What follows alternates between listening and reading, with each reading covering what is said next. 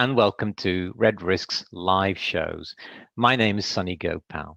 Before we dive into the show, I just want to share a few things with you. It's, of course, a live show, so things can and they do go wrong. So please bear with us while we try and control and manage some of those things. The other thing is there's a live chat feature, so take part, get stuck in, join in the discussions. And if you miss any of the shows, we have a YouTube channel. It's just Red Risks. And head on over there, subscribe, help us grow, and I can also update you through there on upcoming events.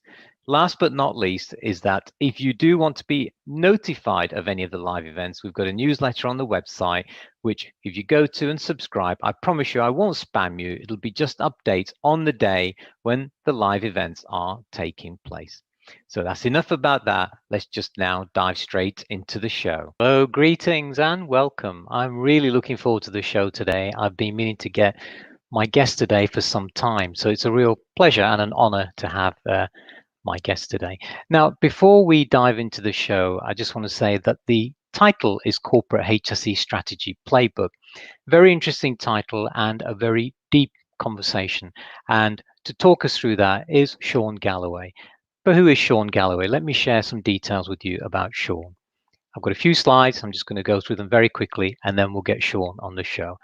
So Shawn is an American author, professional speaker, and consultant. He serves as president and chief operating officer of Proact Safety, a safety consulting firm. He's best known for his books, Steps to Safety Culture Excellence, Forecasting Tomorrow, The Future of Safety Excellence and Inside Strategy, Value Creation from Within Your Organization. Also, Shawn speaks frequently at the American Society of Safety Engineers conferences and events. National Safety Council listed Shawn in their top 40 rising stars of safety. EHS Today magazine listed Shawn in the 50 people who most influenced EHS. ISHS magazine listed him in the Power 100 leaders of the EHS world in the elite list of up-and-coming thought leaders, and in the elite list of 50 leaders for today and tomorrow. Now, the next one's what's going to grab you, and that is Shawn. Since January 2008, Shawn has recorded a weekly podcast on the subject of achieving excellence in safety with the tag Safety Culture Excellence. In fact, I hope he doesn't mind me saying this, he's the granddaddy of podcasting. And also Shawn has become one of the most prolific contributors in the safety industry, authoring over 500 podcasts, 200 articles, and 100 videos on the subject of safety excellence. And in 2016, Shawn received Significant Contributor Award from the American Society of Safety Engineers Council on practices and standards.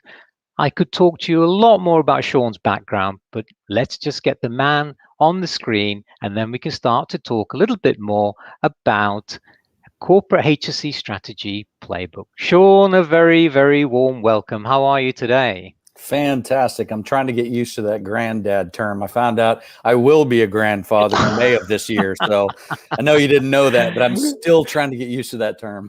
Well, congratulations. You know, I mean, let's be honest, when I first started in podcasting, you couldn't go anywhere without seeing your podcast and what you've been doing. And I remember when Terry was on the show, he was telling me about the history behind that. And it's absolutely amazing that you have the energy and the drive.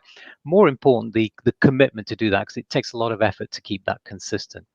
So, hey, look, we want to talk to you about corporate HSE strategy, and it's a very interesting topic, and I know it's very close to you. But let's start with the opener question, which is, what does strategy mean? I mean, this has lost some context, I would think, over the last decade, or has it? So I define strategy as a little academic term, I guess, but I define it as a framework of choices, trade-offs, small bets that an organization makes to determine how to capture and deliver value. So to me, it's about value creation. And that's one of the things that we've been struggling with in HSE for a long time, is ensuring that the things that sites, that corporations are doing are really twofold: of value. So we're focusing on the right things. And it's amazing once you really start diving into data to see how misfocused a lot of efforts are. But the other is the harder part, and that's creating the perception of value. If we're doing things as consultants or as leaders and the workforce or the frontline supervision do not see value in it, you end up with that cliche of a have to versus a want to culture. So to me, strategy is about value creation and looking at the contractors, employees, supervisors as customers. And are we doing things that are of value? And are we doing things that they see value in? So to me, it's about value. So I guess what you're saying there is that strategy is thought of as a return on investment, and that investment being whatever you do, the value, etc., you're getting something back in return for it. Is that, have I sort of oversimplified it there, or is that reasonable? I think that's reasonable. When you look at what strategy really does, it paints a vision, it paints a picture, it operationalizes what safety excellence actually means. And this is what's interesting, and maybe we'll get into it today. But if we've done this hundreds of times, if you ask the top 7 officers of a company to define what excellence and safety means, what it looks like, our experience doing this quite regularly, you get about 5 distinctly different answers. So if the top of the enterprise isn't on the same page, it's no wonder we create all these different cultures as their values and edicts cascade throughout the company. So it has to paint a picture of this is what excellence and safety looks like, not just in results, but in performance terms. And then it, with data, tells you where are we against that ideal, that 5-year away time horizon or 3-year time horizon. Where are we against this? And then what are the strategic priorities, thrusts, areas of focus, no more than 4 or 5, that we're going to concentrate over those next few years? And then how do we measure the efficacy of our choices? Are we doing the right things? Is it creating a return on value? And this is where we've been working quite extensively, is changing the thinking around what leading indicators really are. And, you know, as Terry likes to say, the world's 3-dimensional, so our measurements should be 3-dimensional. And it's true. If we're just measuring activities and results, which is what we find a lot of companies doing with leading indicators, that first approach, if you will, or measuring activities, well, we can fall into that correlation causation trap that many of us know to avoid. But it sounds like we were doing these things, we had improved performance, therefore we had improved performance because we were doing these things. Not necessarily. So is the return on investment, you know, are we changing the beliefs? Are we changing the behaviors? Are we increasing the knowledge levels and competencies? It kind of goes back to, you know, what we've been doing for 60 years in training, not just measuring did people like it, but did it change behavior? Did it change knowledge? Did that contribute to an improvement in business? Or do we say we had a workshop, people really liked it, we must be successful? So it is about measuring return on investment. Of course, yeah. So what makes up an effective strategy then? So when we wrote the STEPS book and then followed up with the Inside Strategy book, we received hundreds of small projects from corporations that would say, you know, we look at our strategy and just give us external feedback, kind of a third-party view to see if we had things. So now, having looked at hundreds and hundreds of corporate to even site-specific strategy, we find that often the key ingredients are missing. It's kind of like if you've ever baked a cake or you've made some meal and you dive into it and you realize, oh, it's missing a key ingredient. So when we look at the ingredients, it's number one, you have to define what success means. And it's not just the absence of injuries, 0 injuries. You have to define what the presence of safety looks like. Number 2, you have to define who manages and leads safety. You know, if safety really is to become a value, you can't delegate values. So that means it has to be operationalized in line leadership. A supervisor needs to know his or her roles and responsibilities, but it has to define who's actually leading things. The next with that leadership is, what's the management style? You know, sometimes it is command and control. When you get on a flight, you don't want a collaborative flying experience. You want the pilot to be in command of that flight. So, but in some parts of the world, you do need, and in some environments, you need a command and control depending on the maturity of where they're at. Others, you might need more coaching and collaboration. 4, you have to have data that prioritizes the strategy. It can't just be opinions that are driving this. We have to have data. And often that's one of the first things that a lot of companies realize is the hole in their data collection strategy. And that actually becomes one of their key areas of focus. The 5th is you need to have alignment among all the activities. Michael Porter out of Harvard, I love what he said. The essence of strategy is fit among a company's activities? Are all the multiple things we're doing, does it really create fit, or does it create confusion? I had a group in the state of Washington here in the United States that, when I was looking at all of their strategy and all the things that they're doing across the company, 72 strategic priorities. 72. That's ridiculous. So we have to have fit, but that's a lot. But if you look at, maybe HSE has 5. Well, what if HR has 5 different ones? What if operations has 5 different ones? What if quality? All those things start really adding up. So 6 in the ingredients is, you have to have a roadmap to the destination. People need to see, this is what we're doing year 1, year 2, this is what we're doing. And often we find that we're not aligning people, and they don't see the continuity of our choices. And there may actually be a grand plan or a playbook on what we're doing year 1, 2, or 3. But if we fail to communicate that to the workforce, we've all heard it, program of the month, program of the day, because they don't see how all these things are connected. Mm-hmm. So you have to have a roadmap. And then number 7 is clear safety RRRs. And no, that's not pirate speak. It's roles, responsibilities, and results. So a supervisor needs to know his or her role. The responsibilities need to be behaviorally defined. And the results are, what's the yield? What's the outcome if we're successful with this? When you look at ingredients, the 8th thing is, you have to have a balanced scorecard. And that's what I started touching on. You can't just measure activities and results. You have to measure the impact.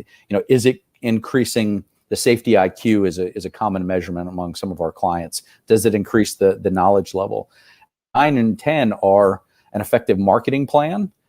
One very large construction-based organization, the very few that I know that do this, but I love that they do, they have a marketing expert on their HSE team, because they realize not all of safety is thou shalt. A lot of it falls into what's at the discretion of the individual to effectively lead change. So we need to market to them. We need to sell them on, this is the right approach. And then 10 is, constant communication and constant updating to people. This is where we're at on the roadmap. This is what's working. This is what's not. This is where we had to pivot, etc.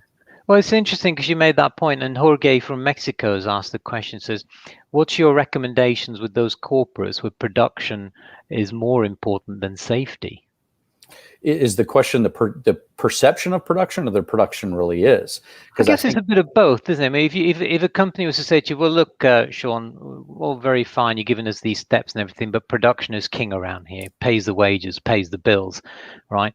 It's more important than safety. What would your advice be to that? And I know you're going to say it's a triple bottom line, but well, we won't work with those types of companies. That's kind of the response. We wrote about this in the Steps book, that there's 2 kinds of people: those that care and those that don't care. And those that don't care, thankfully there's been some increased regulation, and you don't want to, to be heavy-handed with the stick.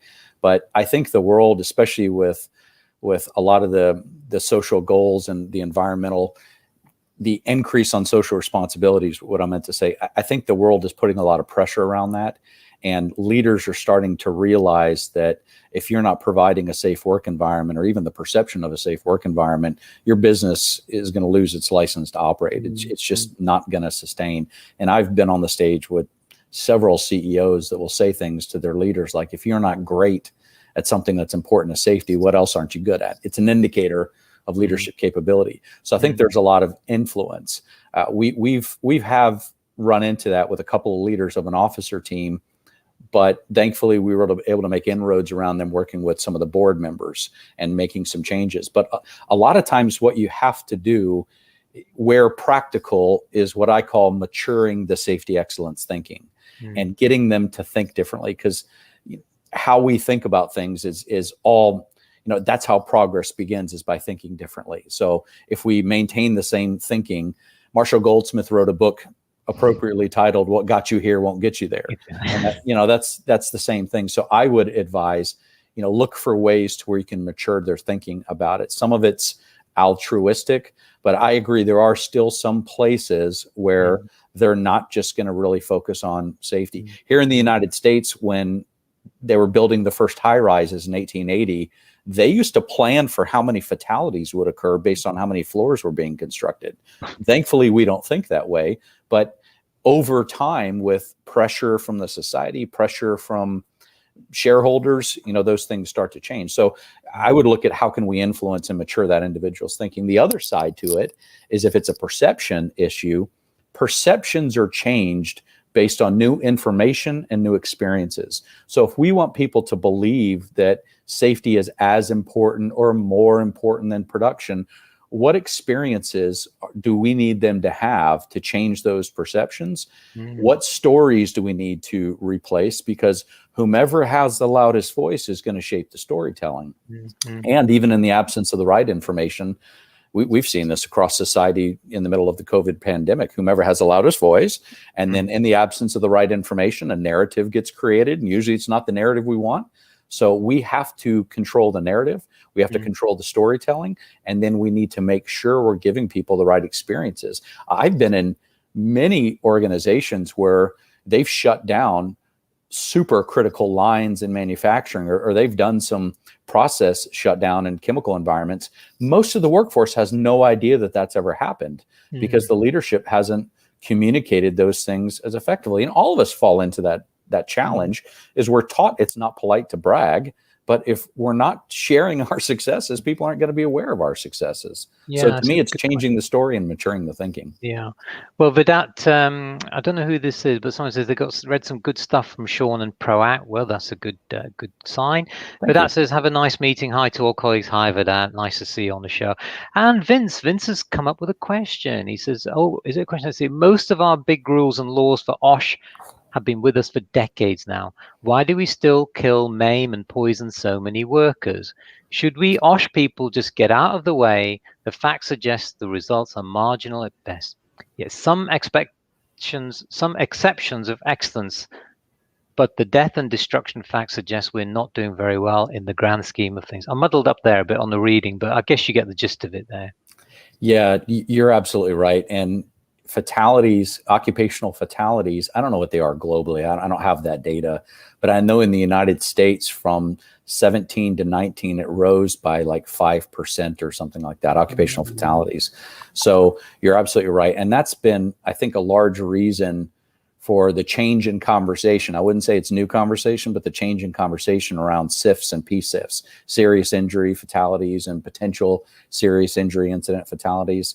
And to me, that it's a change in conversation, but it's the same old hierarchy of control conversation. What are we doing to eliminate, substitute, control all those risks? And I don't think there's a one-shot answer at this because there's no silver bullets out there, but I think it's appropriate that organizations are going back and looking at how effectively are we managing the severity of those risks, because we're not doing a good job in a lot of companies in collecting data in advance of the event. So this event happens and we're not, whether it's from a process safety, whether it's from an occupational safety. Dr. Larry Brilliant, who was part of the World Health Organization that helped eradicate smallpox in the 1970s, had a mantra, and I think I first heard about it on the TED Talk, and it's early detection, early response. And I love that mantra. And it's for pandemic, it's cancer. And I think we need more early detection indicators. And how effectively are we managing things? There's a few clients, we've got them to buy into this as a leading indicator.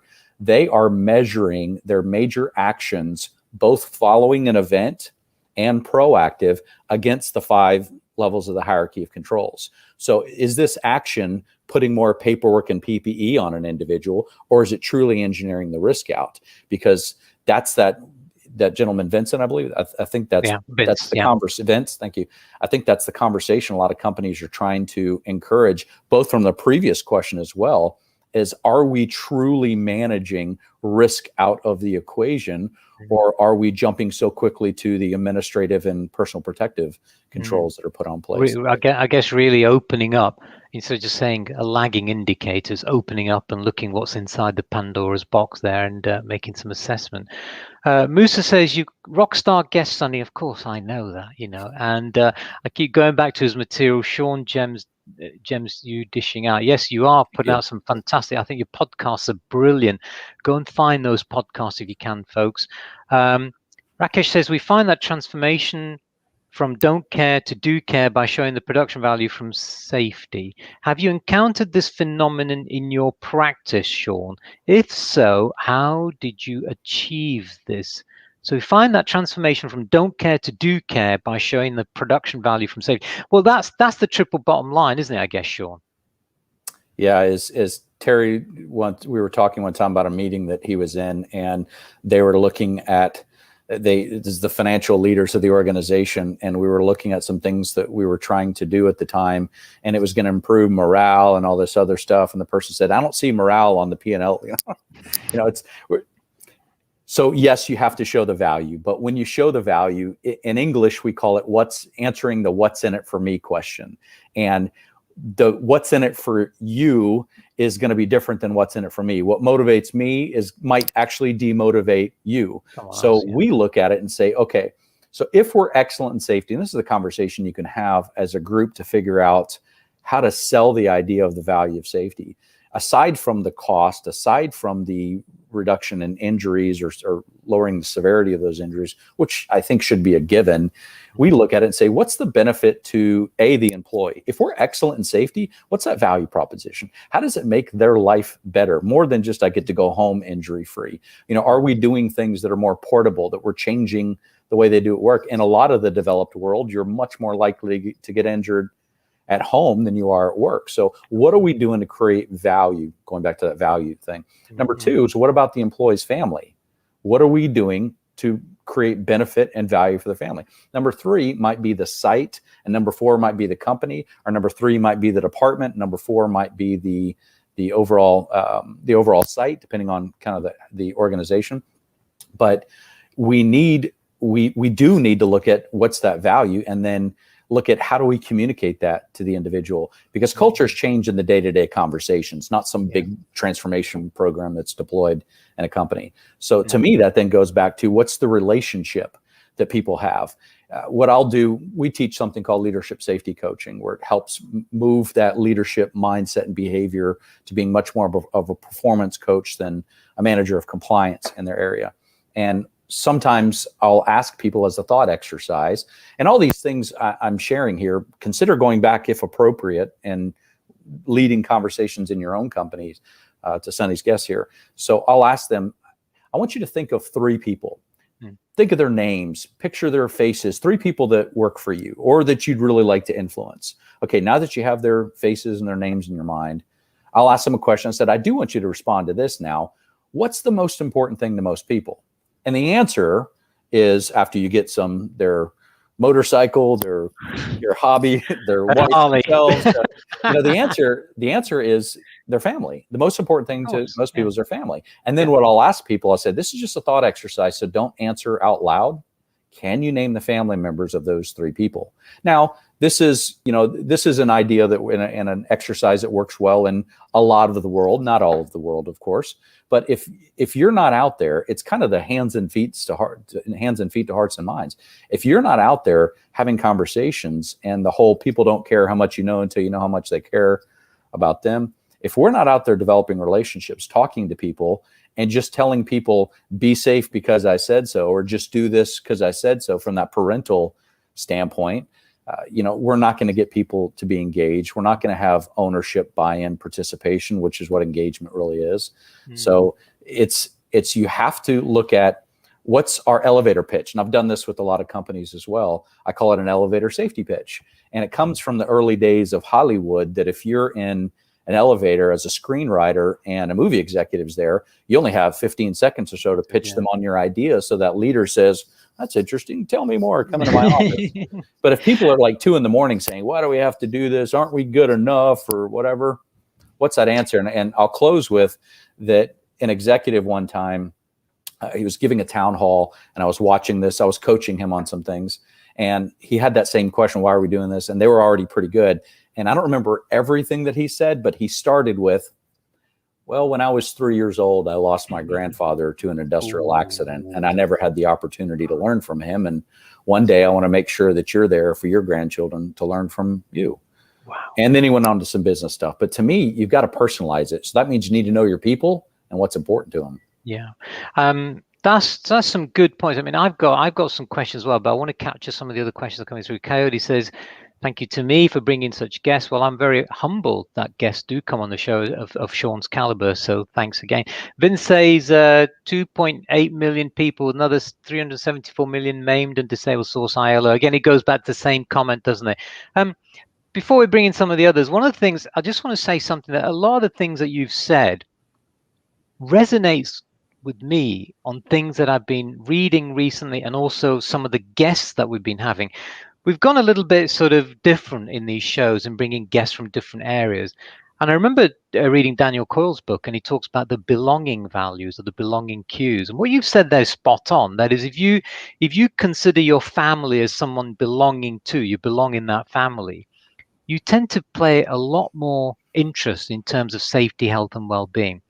So now, Vince has given us a link there, guys. You're going to check that out. Kill people, bringing the new safety person, job done. Okay, so, Anne's come in with a question. Anne says, can you ever convince a command and control culture to become a collaborative culture? Where would you start? Or would you try and adapt to the prevailing culture? That's a very good question. That's a great question. So cultures work very hard to maintain the status quo. And what's interesting is that cultures, in my experience, cultures don't actually resist change. And I know that that statement has probably created some, oh yes, they do responses in people, but they don't. They change all the time when they want to and when they see value in it. What cultures resist is the force of being changed. So that's why we often start with trying to, with executive leadership, vision out what does success look like, and then get some better data about where we're at. So you have to work with the prevailing culture because it already exists. And I've seen so many people talk about how to create a safety culture. And for over a decade now, I've been saying, you already have a safety culture. It may not be the one that you want, but everybody has a culture, and culture is what's common. So there are common beliefs, common behaviors, common stories that make up your occupational safety culture. So to me, it's changing the leadership, because we know there's two approaches. You have to work from within, and back to the statement of they don't necessarily resist change. They support the change that they're a part of. Deming taught us people support what they help to create. Terry's probably dropped that quote several times. Several times, yeah. But if people have the opportunity to buy in, participate, have ownership, you're going to get engagement. Absolutely. But if the leaders aren't leading, the followers aren't following, and people pay attention to what the bosses are paying attention to. Back to the earlier question, if they're only paying attention to the production yield, the production targets, then that's going to be the thing that sets the priority, because leaders set the priority on something based on how often they're talking about it. So to me, it's working and finding a sponsor within the corporate officer levels, COO, sometimes even CEO, or at least somebody at that level to where we can start to chip away at that command and control, and to help them realize. So there's a model that we teach that safety is, and it's in our steps book, but we've expanded it a little bit. Safety is knowing the risks, knowing what precautions to take to control the risks, and regularly taking those precautions. But one of the ways that will help people realize command and control only goes so far. Well, two, can the employees obey all the rules, follow all the procedures, wear their personal protective equipment, still get injured? Of course. So the command and control, managing rules, policies, that only gets you so far. The other side to it, and back to that model, there are different types of risks. There are big risks. There are risks if you're a line worker working on high voltage electricity. You touch that once, 99% of the time, your life's going to be over. But there's also common risks, like eyes on path when you're walking versus being distracted. So there are precautions. So risks, precautions. There are precautions that are required. We don't say in much of the world, pretty please, lock out, tag out. Those are things that are absolutely required. The other side to it are at the discretion of the individuals. Say eyes on path. Good luck writing a rule that says thou shalt look where you're going. It'd be impossible to enforce. But then are they regularly taking the precaution?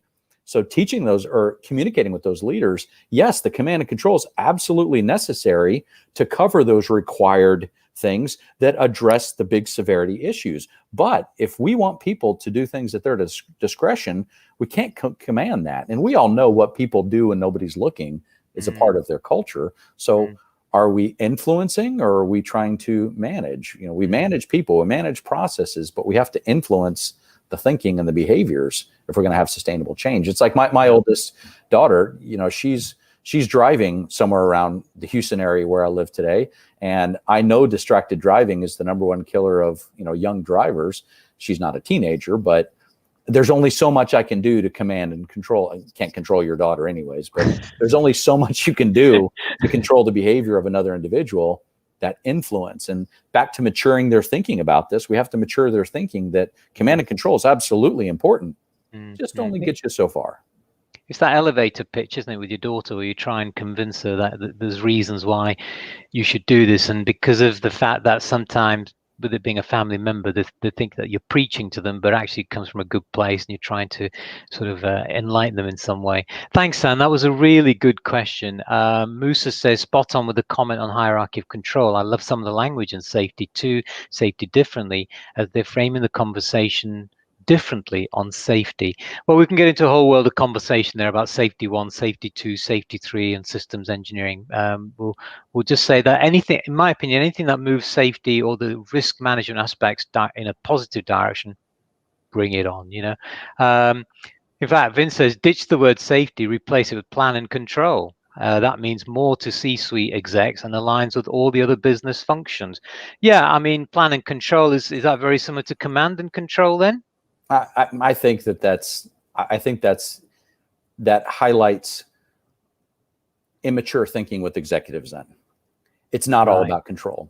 This is about, and a lot of leaders, I'm working with a 100,000 employee organization right now, and in interviewing the CEO for the strategy work that we're doing, you know, his thing is he wants to help people around the world. He wants to provide great quality, valuable jobs. He doesn't want anybody to be injured. It's much more altruistic to higher level thinking individuals. He's right that some C-level executives, it's about what's our plan and what's our control. But back to the earlier comment, there's 2 types of behaviors in an organization: required and desired, required and discretionary. You can only control so much. And you know what the great philosopher Mike Tyson said: everybody's got a plan until they get punched in the face. Punched in the mouth. Right, exactly. So, you know, control is critical, but yes, you need to change the conversation, but I think that just plan and control is important, but it's not enough. I think the fundamental point there is you work in an organization where control freakishness is going on, and it's all about the stick and not the carrot, and not so much of belonging values and belonging cues. You've got to ask the question, do I really want to be in an organization like this in the first place? A bit like what you've done, saying, do we really want this client, this company as a client? Because, you know, it could be quite a strenuous relationship. Rakesh says, risk management principles applied early on in business decision making improves asset integrity, reliability, and throughput. It also reduces unnecessary frictional costs from poorly designed organizational and operational processes. Yeah, I mean, this all just goes back to the triple bottom line in the sense that a good business, if and please push back if you disagree, I mean, if a good business will have a good strategic approach in terms of a playbook for HSE, I would have thought, wouldn't it, Shawn? You'd think. You'd be surprised some of the large organizations that, oh, really? You know, that we see. Back to the comment I made earlier, looking at hundreds and hundreds of actual strategy around HSE, that, you know, it's missing a few things, or it's, you know, there's common problems that we run into sometimes.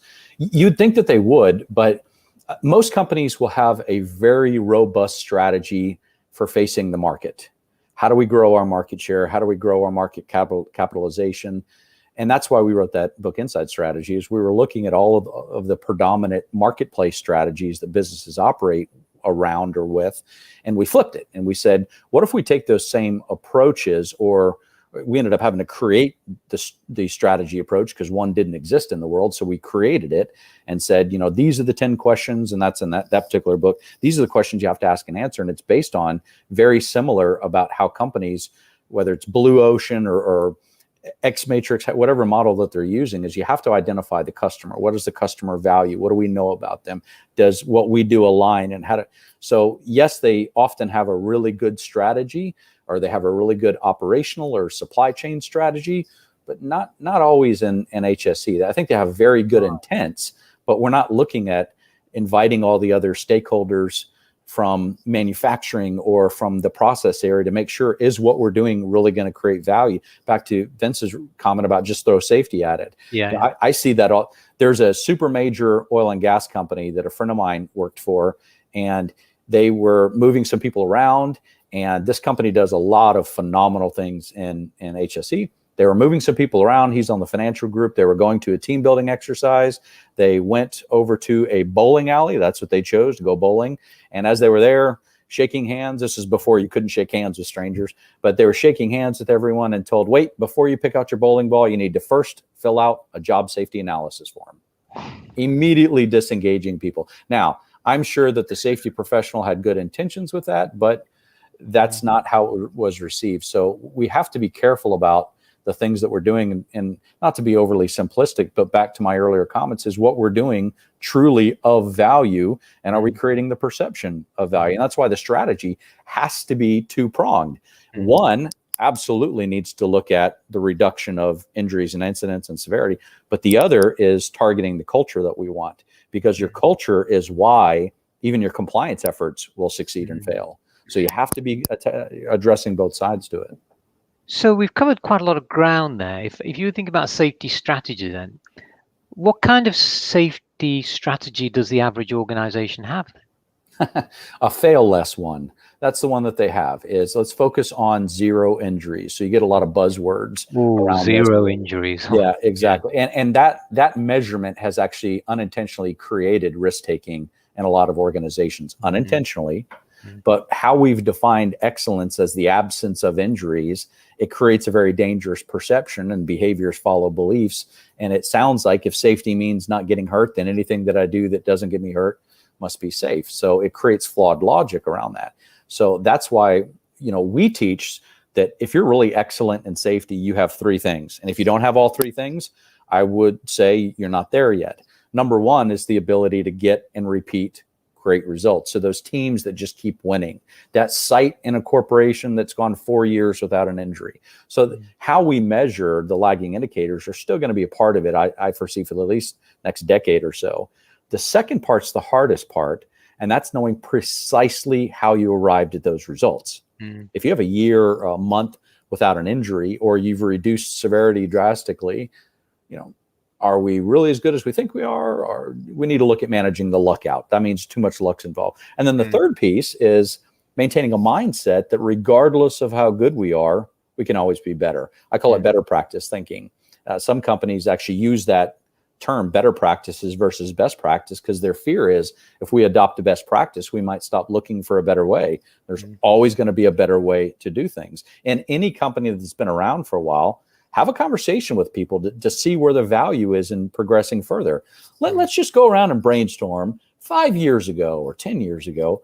What were some things that we used to do that we viewed as acceptable risks that we don't view as acceptable today? Why is that? How did we evolve past that? So continuously, changing and evolving things.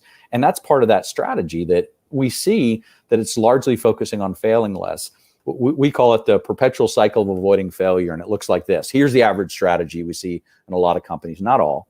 Number one, you look at your incident rate. Number two, you set a new incident rate goal or objective. Number three, you develop a list of things to do. You do those things, and then you look at your incident rate. How'd we do? Now, the problem is when we actually get improved performance, we fall back into that correlation causation trap we talked about earlier. Doing these things had better results. Therefore, rather going about this and saying that it's not about just throwing more programs. It's not about just more. And that's often what we see in a lot of companies, is more is better is the common thinking versus better is better. Sometimes part of strategy is, when I said earlier, making trade-off small bets. The also important question we need to ask is, what are we not going to do, or what are we going to stop doing? I mean, if you go to when conferences can start back up again and have in-person trade shows, the large ones, you could go and if you had an endless budget, you could buy thousands of different products and things that are going to come back that probably won't do anything. So it's making those trade-offs and making sure that it's not too prescriptive, but it provides a framework that people can make decisions around, that you have qualifiers, that you say, oh, we're thinking about bringing this consultant in or implementing this program. Great, that sounds like a wonderful idea. How will it get us closer to where we've agreed we're trying to go in the organization? Absolutely. Does the data support doing that is going to create a difference? Does this align with the strategic priorities that we have developed with the data and with the stakeholder input, voice of the customer? And a lot of companies haven't gone to that degree of specificity, or they'll realize that, you know, I had a company, I'll give you an example, in the oil and gas industry. One of their beliefs they really wanted to embed in the organization is that their injuries and accidents, vehicle, are preventable. And it was based on data from the field. Most people did not see the preventability in the events that were occurring, and looking at their data, the vast majority of them were preventable. So they had this idea, we're going to roll this out. We're going to be doing a lot of things to change the mindset around the prevention of events. And we got to, in the methodology that we teach, what are the snipers, what are the support, what's going to work with you and against you? And we realized, wait a minute, we measure and communicate our non-preventable vehicle accident rate. So how's that going to go? Sonni, we want you to believe all accidents are preventable. This month, our non-preventable vehicle accident rate, you know, we're conflicting. We're speaking out of both sides of our mouth. So a lot of companies aren't thinking through all the different questions you need to really ask and answer to have a robust strategy. That's just hedging your bets, isn't it? I guess, really. That's right, yeah. So Musa says, how does safety replace words like zero incident, zero harm, and start taking value? Wow. That's a show in itself, Musa, but let's see if Shawn's got an answer on that one. Well, so I've been using especially since the pandemic, but I started using it last year, the year before. We need to focus in safety, not a focus on safety. And the focus on safety and the results mindset of zero injuries and all of that, we want to be focusing on what do we need to do, not just the results we want. So here's some of the language I use. One, I go back to, you know, what is safety? What are the things, you know, what are the risks? What are the precautions and all that? But then it also goes to, okay, you know, yes, we want zero injuries. Every company should want zero injuries. The problem is we haven't articulated to the workforce what that looks like to make that a reality. So you have a lot of well-intended people trying to go in a direction, but if I'm in Houston and if I'm trying to get to London, as an example, I need to know where that's on a map. What if I've never seen the map and I'm starting from Houston, I'm starting to head west. Well, that's a longer route to get me there. Or if I head north, I'm never going to hit London if I head north. So we have to agree on that end in mind, as Covey would teach. And some language I use, and consider using this for the guests or for the participants here, I call it the Olympics analogy. A few Olympics, I started realizing as social media was becoming predominant, we would hear who medals in an event before we watch that event. All the countries around the world are chasing the medal count. So especially with social media, and Facebook got in trouble at the last Summer Olympics when they broadcasted across the platform before the media did that the USA gymnastics team had captured the gold. People logged on to Facebook and saw that and were quite upset because they wanted to feel the thrill of watching it. They want to watch it later on that day. So the Olympics analogy, because later when we watch that event, we say to ourselves, that's why they got the gold, or, oh, that's why they got the silver. We could see the performance that led to the result. So yes, we want the result of zero injuries. From a safety perspective, if we were to leave our company, XYZ company, return 5 years later, 5 years later, we have the best safety performance we've ever had. We're the best in our industry. Other industries are trying to visit our location, workplace, wherever, to try to see what's going on so right. You now walk the work environment. You walk the floor, wherever it might be. What do you see? What do you hear that explains why you have zero injuries? That's where you start to operationalize what safety excellence looks like. And then from that, as with a little bit more work, but you say this is the end in mind, what do we need to do to get there? Several clients, we've been calling it, and I have an article you can find on our website, 5 by 5 by 25. And we started doing this in early 2000. We've had to make 2020, had to make some changes because of COVID. But 5 years from now, in 2025, we will be successful when these 5 beliefs become common and these 5 behaviors become common. And it's developed by the leadership team or developed by with involvement from key union or key individuals, whomever the key stakeholders are. We want zero injuries, but we have to define what it would look like from a performance standpoint that would explain why we have zero injuries, and then work on changing the performance, not just hope for zero injuries and throw a bunch of stuff at it and see if we get there. I've got into quite a lot of debate on this on social media, talking about zero incidents, zero accidents. So I'm a process engineer. I'm a process safety person. We live in life, a lifetime of a facility being 25 years, And someone will come on and say, well, you can have zero accidents, zero incidents. And I say, okay, you can, but if you time bound it, you can, right? In the next 10 seconds, I'm going to have zero accidents, zero incidents. But I don't live in Walter Mitty land. I want to have a facility that's 25 years long with zero accidents. Is that possible? No. So there's no evidence, right? So stop harping on about zero accidents, zero incidents. Make it real. Make it something that people can actually, aspire to. Language is very important, isn't it? I mean, we've got another question here from Rakesh, which says, are there any fundamental differences in safety strategy between, good question, between Eastern and Western businesses? If yes, how does one develop a harmonized strategy for multinational businesses with sites or operations in the East and West? Before you answer that, Shawn, if you got the answer for it, don't share it, because you and I can buy an island in the Bahamas or something, okay? Go on. Yes, there is, but not at the global enterprise level. And this is a great question. And so the obvious is Eastern and Western businesses, but it's also, think of the cultural differences in Manchester and London. Think of the cultural differences. I mean, we joke here in Texas between Dallas and Houston. So there's going to be cultural differences everywhere we go. And this is why, from a business standpoint, not sure, so maybe you've got 5,000 employees. We're doing this, as I mentioned, right now with a company that has 100,000 employees, and very well-known company. Everybody would know who they are. And what you create to answer this question is you create a corporate framework. You create a corporate guide of, these are the key areas that we're going to be focusing on from a health, whether it's mental health or whatever it might be, or moving people towards more of a plant-based diet. But you've also got key areas of focus within safety and key areas focused within environmental. So having a comprehensive framework around HSE, or even taking it just safety, which is easier for this conversation. So from a safety standpoint, we look at, okay, what's the time horizon? Some companies, their business strategy is 20 years long. So we have to map that from a safety standpoint.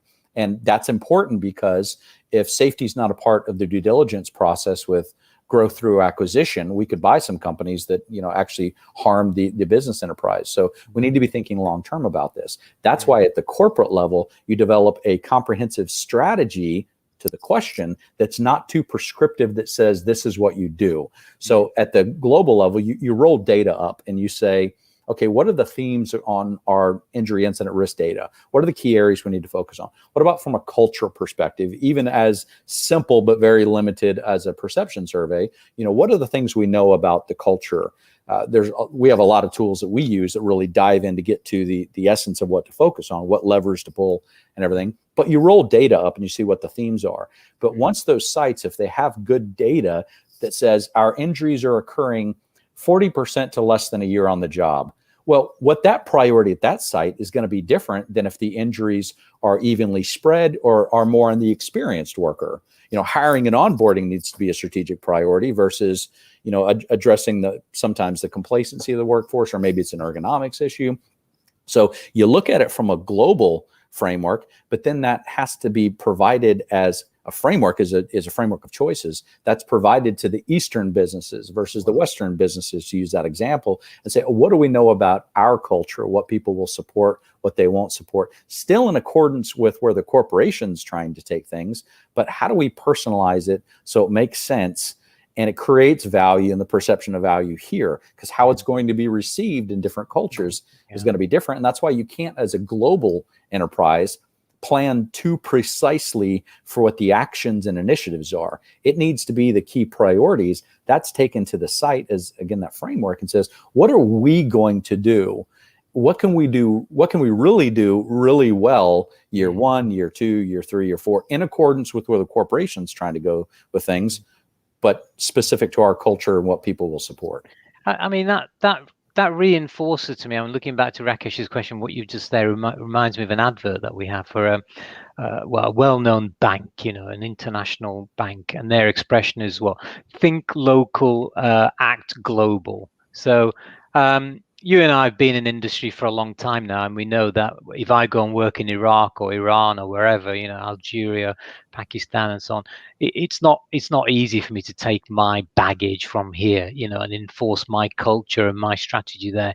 You have to, I think, it's that going back to that belonging thing. You have to be accepted into that part and be part of that and belong to that before you can start making those changes. You need to know your audience. I was so privileged December of 2012 to be the keynote speaker of the first ever safety conference in Azerbaijan. And I was there in Baku, and luckily it was able to be managed well, but I was able to spend a couple of days in advance with some of the key business leaders to really understand their challenges, because I'm giving a keynote that I've given, many, many, many times, but the examples that I would use in Europe are completely different than Azerbaijan or the US or anywhere else. So it goes back to knowing your people and knowing what makes them tick and what motivates and demotivates them. Because a lot of this, back to command and control, is going to only take you so far. But a lot of this is, how do we get people to where they themselves are motivated to want to do more than just what's necessary to collect a paycheck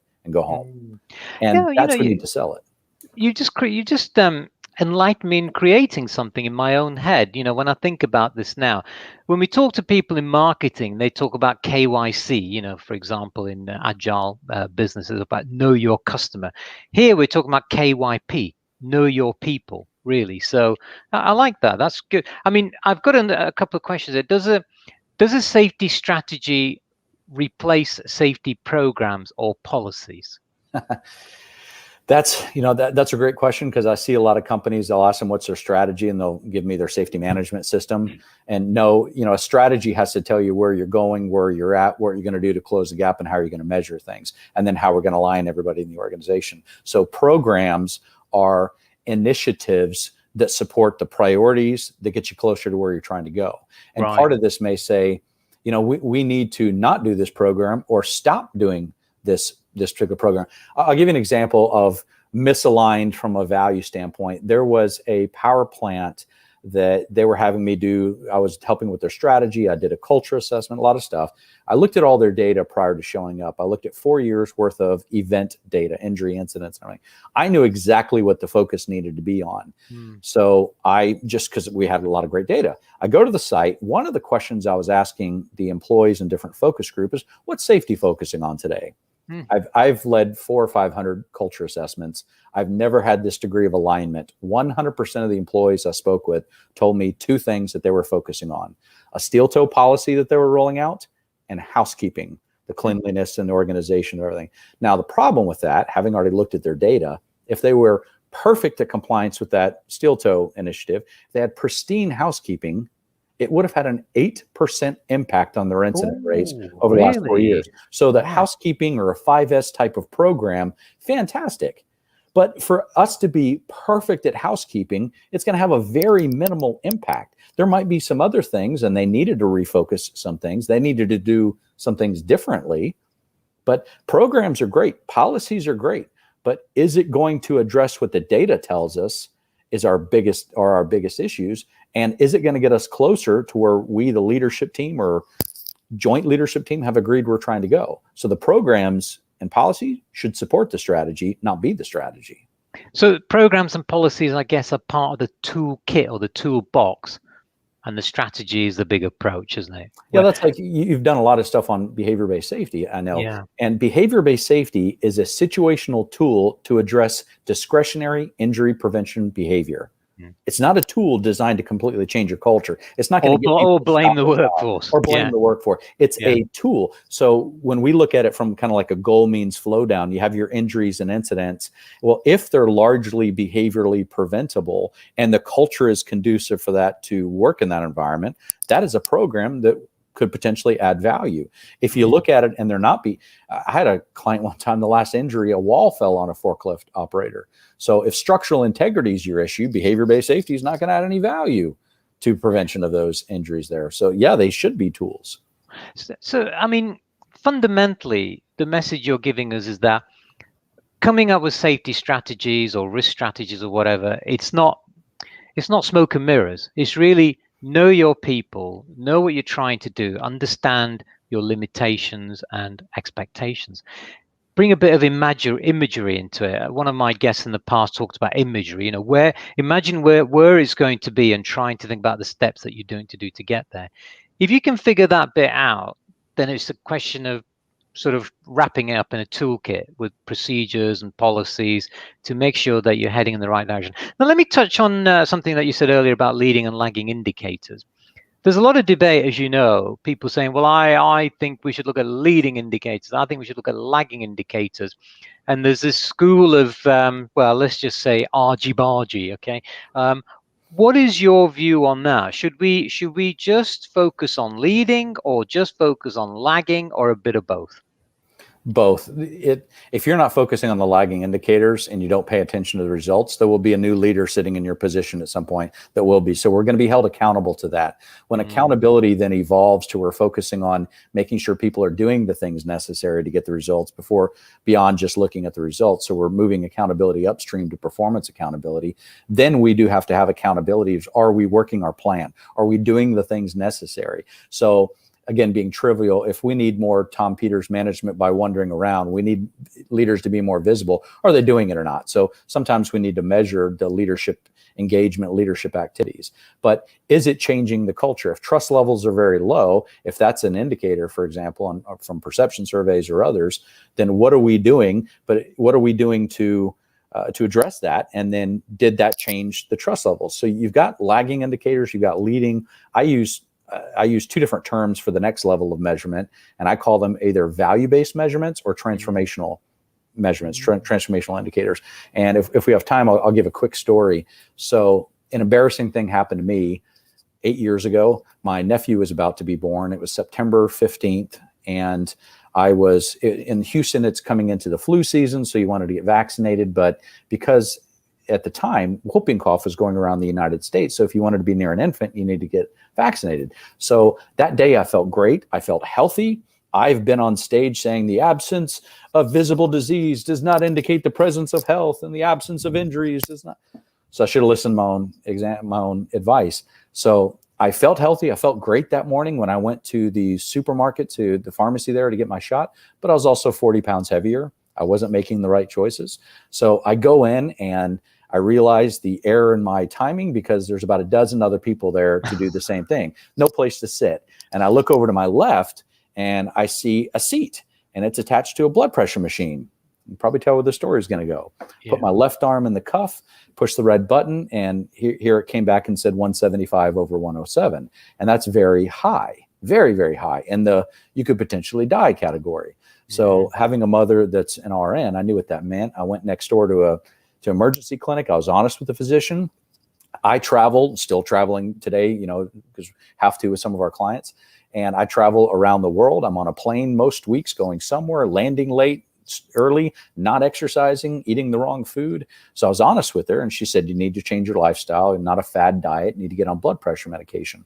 6 months later, I was able to get off of that. But I went across the street to a pharmacy, and while I was getting my blood pressure prescription filled, I saw a home blood pressure monitoring kit, and I bought that. And to be transparent, the first couple of weeks I was checking it several times a day, and I was exercising quite often. So here's where I landed on this value-based or transformational. Your blood pressure is a leading indicator, but it's a value-based indicator because it tells you the value derived between your health choices and your health results. Did you have a heart attack or not? And some of the things that I was doing to get my blood pressure down changed it. Some had no impact whatsoever. And back to that more is better thinking. If you're already healthy, and like you and I, we run and everything, and if we're already healthy and you check the blood pressure and it's high, more exercise might not be the intervention. We need to find the right thing that's going to affect that key indicator. So this is, to me, I use that as an example when working with clients. What are your blood pressure indicators for safety, for your strategy here? What are your indicators that tell you what you're doing? Because you need to make sure we're measuring, are we doing the things? Is it really creating value? So what's that value? We're doing a whole bunch of actions following these incidents, but back to the hierarchy of controls, is it truly engineering risk out, or are we just doing the minimal necessary to try to get by. I've got a friend who says the same as you, and he calls it flip charts and arm waving. We're doing all this, we're doing all that. It's fantastic, and all that stuff. Vince has asked a good question. He said, "Is ISO 45001 2018 going to deliver overall improvements in Shawn's view?" I mean, yeah, I guess you've been involved with this in some way as well, haven't you?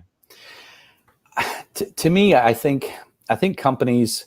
So some companies providing more framework, more structure around things is absolutely critical. Vince has possibly seen this also. Some companies pursue it to fly a new flag and to help with business continuity of getting more business. I think, yeah, exactly. Here in the United States, we have something under OSHA called Voluntary Protection Program, and I have seen a lot of companies that put so much time and energy implementing the things necessary to get certified. And when I get called in, it's done nothing to change the cultural aspect, getting people involved and all the things that are. So I think in the absence of good systems and a good framework, I think that helps. But I don't want to see people say, let's implement a new standard and all the work that goes with it and think that we're done. Because there's been a lot of companies that have implemented a lot of those different standards. And to Vince's point, it hasn't necessarily impacted the severity. So it's kind of means and end. We don't want to just focus on the means if it's not going to get us the end. Yeah, I remember when ISO 9000 and all the others came out, it was like a good to have, because clients will only work with us because we've got this sort of badges and things. And yeah, there is a lot of that. There's some sincerity as well if it's done properly. Musa says, do you think organizations take perception heartbeat surveys seriously in your experience? Good question. Some do. But the problem with perception surveys by themselves is they only give you insight into questions to ask about in advance, and they don't give you the why behind the perceptions. I was working with a group that the perception around the data that they received following an injury was perfect. It was all the information they needed. But when I looked at the data that was communicated, it was something like employee fractured left elbow. That's it. So they only knew what they knew and they didn't know what they didn't know. So you have to be careful about relying on perception surveys by themselves. If you don't understand the experiences and stories driving those perceptions, you don't know how to change it. Just like you can't stop at behavior when an injury occurs if you don't understand what was influencing it, the systems, the environment, etc. So some companies take them very seriously and do them every other year or every 3 years. Other companies, like the 5x5, these are the 5 beliefs most critical to us at this site. They'll regularly check in and do smaller surveys to see, are we getting closer, are we moving the needles? But I get people that ask me often, what should we do, perception surveys or focus group if we only have one or resources?